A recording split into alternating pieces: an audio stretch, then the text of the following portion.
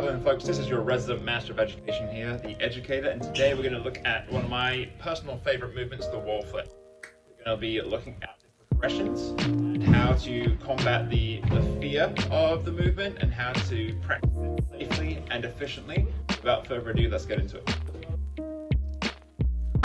It's unwise and unsafe to go for the Wallflip before understanding the mechanics of a backflip, so we're going to take a look at that. Generating height and tucking tightly and in the right direction are key components of backflips. This drill focuses on you jumping up, landing on your shoulder blades, and tucking your knees up into your chest. It's very important that you focus on bringing your knees up to your chest versus throwing your arms down to grab, as this will counteract the rotation. Once you feel you have sufficient height, you can move on to the next step.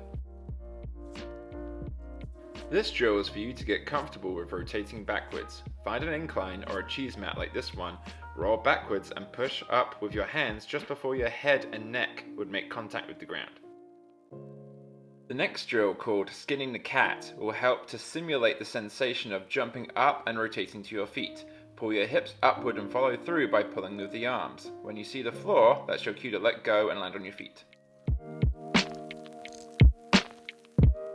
At this point, it's a matter of tying it all together. Before trying on your own, it's recommended to have an experienced spotter to keep you safe in the air. Fully commit to the movement and trust that your spotter will keep you safe. Some cues to think about when you try it on your own. Keep your chest high, draw your knees up into your chest to generate the rotation, and when you see the floor, open up. If you can backflip off a box, you can do a wall flip.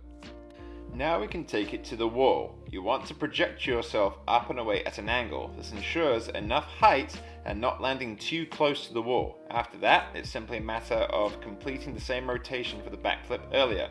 Using an angled wall or wedge first will make it easier to push upwards and get more leverage. Again, having a spotter handy will help ensure safety and give you more confidence as you drill the muscle memory of the technique. The last piece of the puzzle is to then take it to a flat wall. The mechanics don't really change all that much, but it will feel a little different, so be prepared for that.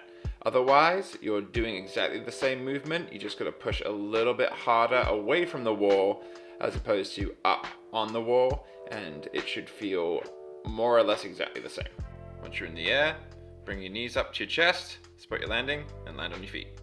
So there you have it folks, that's the wall flip. It's absolutely one of my favorite movements. Be sure to like, comment, and subscribe, and hit that bell to notify you when the next video is dropping. But until then, this has been The Educator.